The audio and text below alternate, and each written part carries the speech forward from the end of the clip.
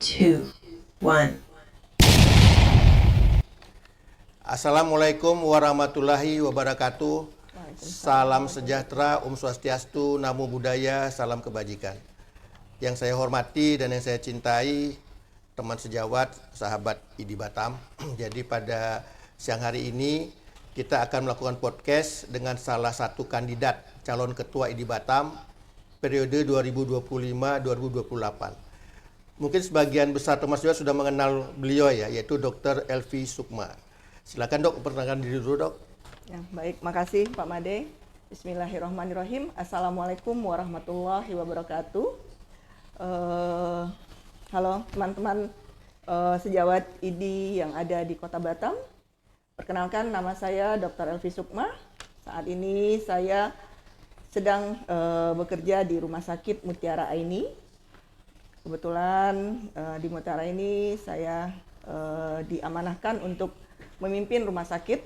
Kemudian saya alumni dari Fakultas Kedokteran Baitur Rahmah. Kemudian pengalaman organisasi ya, saya dari tahun sudah mungkin lebih 15 tahun berkecimpung di ID juga. Hampir juga 15 tahun di Persi wilayah Kepri. Kemudian banyak juga organisasi yang lain dan beberapa termasuk saya juga di alumni juga. Kemudian di beberapa menjadi tour leader juga dari salah satu travel haji dan umroh. Kemudian kegiatan yang lainnya, alhamdulillah ada yang bisa terorganisasi dan ada yang sifatnya pribadi. Mungkin itu saja Pak Made. Baik dokter, berarti dokter sudah banyak ya untuk pengalaman organisasinya. Alhamdulillah. Dan tentu sebagai salah satu kandidat untuk sebagai ketua cabang ID Batam dok, dokter mempunyai visi dan misi dok ya dalam pencalonan ini. Mungkin dokter bisa sampaikan dok pada kita semua visi dan misi yang akan dokter emban nantinya. Silakan dok. Kalau visi dan misi saya tidak muluk-muluk. Intinya saya hanya mau semua teman sejawat anggota ID Batam merasakan bahwa ID ini adalah keluarganya. Yang pertama. Kemudian saya ingin transparansi apapun yang ada di ID itu. Dari yang hal kecil sampai hal yang besar. Intinya saya ingin mengajak menjadikan ID ini keluarga yang dekat dengan kita sehingga di ID kita merasa nyaman. Itu mungkin yang menjadi visi saya, bagaimana teman-teman sejawat semua nyaman dengan adanya ID ini, gitu Pak. Baik dokter, tadi dokter sebutkan ya ada salah satu visi misi dokter itu transparansi dok. Mungkin dalam implementasinya dok, kira-kira apa yang akan dokter lakukan kalau nanti dokter sebagai ketua ID cabang Batam? Baik, terkait transparansi, di beberapa organisasi yang saya geluti juga, kami memang melakukan transparansi semuanya Pak, dalam berbagai kegiatan, terutama ya kita tidak pungkiri bahwa namanya suatu organisasi pasti akan tidak jauh-jauh dari masalah keuangan. Itu satu yang pertama. Karena keuangan ini akan menjadi timbul pertanyaan di belakangan nanti apabila tidak jelas, tidak ada laporan yang betul-betul walaupun Rp1 itu menjadi hal yang sangat penting untuk diketahui oleh seluruh anggota yang terdaftar. Kenapa? Karena itu juga lah nanti akan istilahnya kita tidak mau ada sangkut paut ya, kita tidak tahu antara umur panjang atau tidak gitu. Intinya dengan adanya transparansi tadi, keuangan 1 sen pun itu harus dilaporkan, harus diperlihatkan. Nah, beberapa organisasi yang saya geluti itu yang kami lakukan gitu, bahwa harus ada keterbukaan mulai dari laporan pertama kali menjabat sampai selesai menjabat itu harus betul-betul terinci gitu. Itu yang maksud saya gitu. Baik, jadi dokter fokus nanti kepada transparansi keuangannya dok ya, seperti itu. Di samping keuangan dan kegiatan Pak. Kegiatan juga Iya, ya? kegiatan semua. Ya, baik dok. Nah, salah satu juga isu yang ada sekarang dok, ini kan banyak juga teman sejawat kita yang berpikiran bahwa saat ini ID tidak mempunyai kekuatan ya atau power seperti dahulu lagi. Karena memang sekarang ini salah satu contohnya dalam pembuatan SIP itu juga tidak perlu rekomendasi ID. Nah, kira-kira nanti dokter sebagai ketua ID cabang saat ini terpilih nanti, kira-kira apa upaya dokter untuk mengempowering ID, terutama ID cabang Batam ini? Memang sekarang kita melihat memang ada kegalauan mungkin di kita ID sendiri terkait yang apalagi sekarang banyak dokter-dokter yang tidak perlu rekomendasi ID. Tapi sebenarnya untuk hal ini kita bisa bekerja sama dengan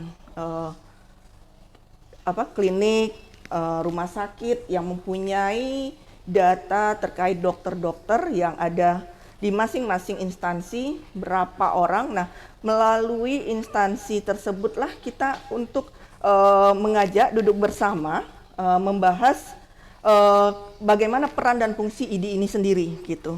Karena memang tak lepas semuanya nanti perlu dukungan dari ID terkait untuk mengorganisir. Misalnya timbul ada masalah, nah dari timbul masalah itu tapi kita tetap harus duduk bersama dengan pimpinan rumah sakit, pimpinan klinik, karena yang ada teman-teman sejawat kita ini berada dalam naungan suatu instansi. Nah, kolaborasi antara ID dan instansi itu sangat diperlukan gitu. Iya. Jadi dokter tekankan untuk pentingnya kolaborasi, Dok ya, Ya, untuk betul. empowering ID ke depannya seperti itu. Ya. Nah, salah satu juga aspek yang perlu dipertimbangkan untuk jalannya suatu organisasi adalah pembiayaan, Dok. Nah, dengan kurangnya sekarang power dari ID tersebut, kira-kira kalau nanti dokter terpilih, itu bagaimana upaya dokter untuk mencari sumber pembiayaan agar organisasi ini bisa berjalan maksimal, Dok? Oke. Kalau yang seperti itu, yaitu tadi kembali tadi pendekatan kepada instansi.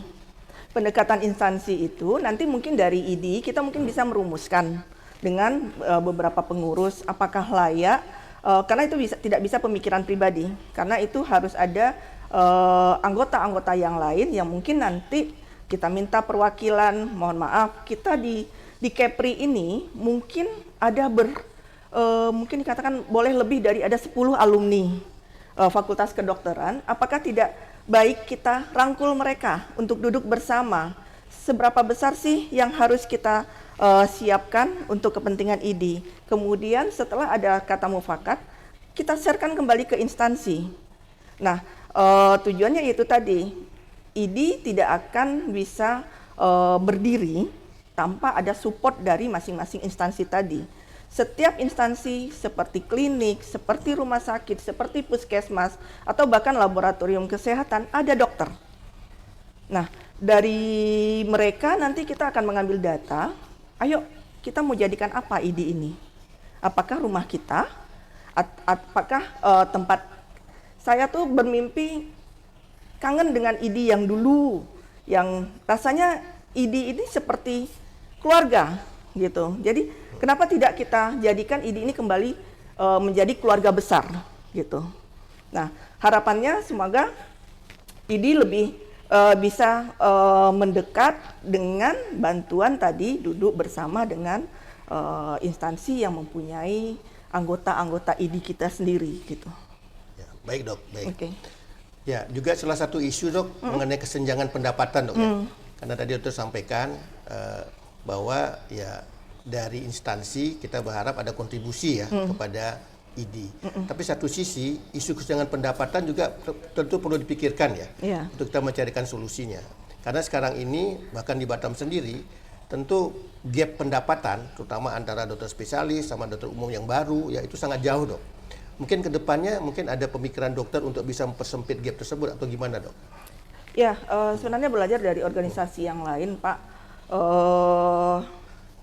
Kita juga bisa untuk memberi masukan kepada ID pusat sepertinya. Karena kalau kita yang membahas untuk di daerah terkait kesenjangan antara dokter umum dan dokter spesialis, ya tidak ada solusi gitu.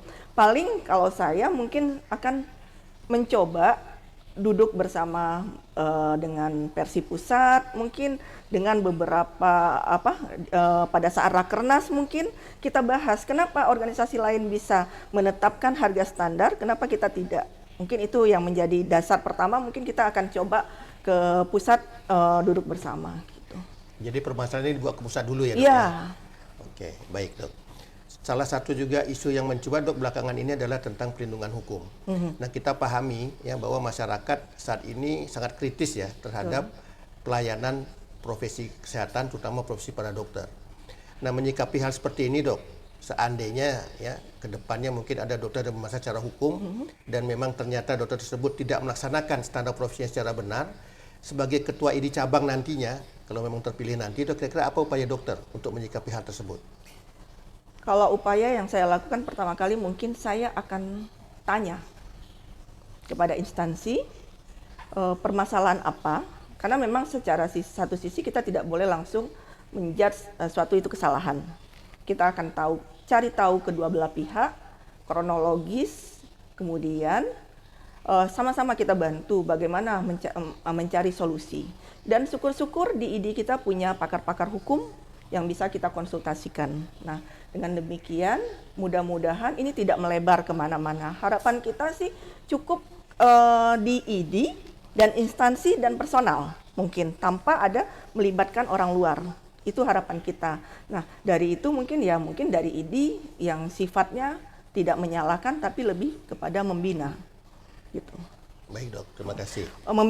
Izin Pak Made, membina pun dalam halnya bukan membina hanya personal. Kenapa tidak kita rangkul juga instansi ya yang untuk supaya jangan satu pihak saja yang disalahkan gitu. Berarti kita harus sama-sama nih mendudukkan bersama. Seperti ini loh masalahnya. Dari situ kita melihat apakah ini salah dari segi SOP atau sifatnya personal atau instansi secara keseluruhan. Itu yang harus kita tentukan dulu. Gitu. Intinya kita berusaha ID jangan sampai menyebabkan melebar keadaan, kemudian jangan sampai menyalahkan personal sifatnya, personal atau instansi. Ya, jadi dokter lebih menekankan pendekatan secara internal dulu, Dok, ya, seperti itu ya. Baik, Dok. Satu hal lagi, Dok, mengenai regulasi. Karena di Batam juga ada beberapa dokter yang mungkin kurang begitu memahami ya mengenai aturan-aturan regulasi, apalagi yang sangat dinamis, Dok, ya. Aturan dari kementerian, kemudian juga aturan dari instansi lainnya. Nah, tentu regulasi yang dirasakan memberatkan. Ya, salah satu contoh misalnya untuk praktek pribadi, ya. Nah, sekarang ini harus ada persyaratan yang harus diikuti, ya. Harus punya SDM yang cukup sesuai standar, kemudian sarana prasarana harus juga cukup. Ini tentu tidak semuanya bisa mengikuti regulasi tersebut. Kira-kira upaya apa yang akan dokter lakukan nanti untuk bisa meringankan teman-teman sejawat untuk bisa mengikuti aturan-aturan yang ada tersebut? Kalau sudah terbentuk suatu regulasi, yang bisa kita bantu mungkin rekomendasi. Rekomendasi yang ya kita mencoba untuk berupaya membantu teman sejawat kita. Memang kita tidak bisa mengubah regulasi yang ada, tapi minimal kita bisa membantu dengan memberikan rekomendasi sehingga ada sedikit keringanan yang diberikan untuk teman-teman sejawat kita.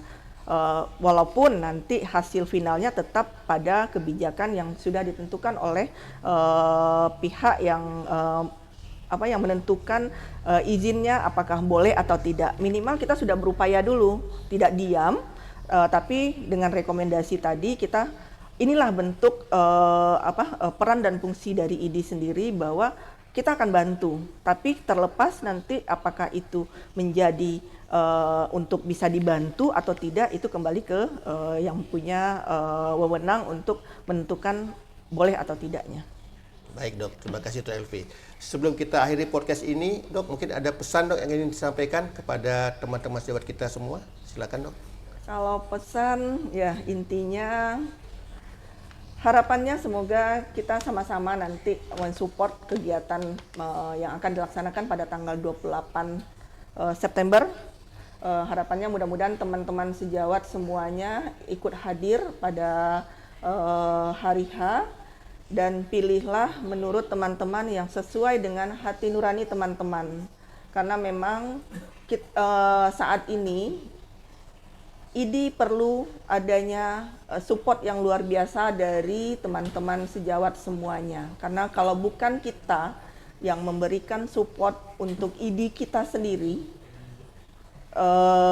tidak ada pihak lain yang akan membantu kita. Jadi mari sama-sama kita jadikan IDI ini betul-betul yang hebat, kemudian yang transparan, keterbukaan, dan menjadi IDI yang menjadi sahabat teman-teman sejawat semuanya. Mungkin itu saja Pak Made. Baik, terima kasih Dr. Elvi ya.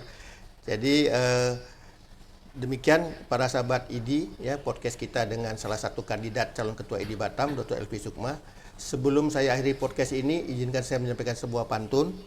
Ada ruangan, ada sekat, ada yang cair, ada yang padat. Muscap IDI semakin dekat, pilihlah ketua yang banyak memberikan manfaat. Demikian podcast kita pada siang hari ini. Terima kasih atas perhatiannya. Selamat siang.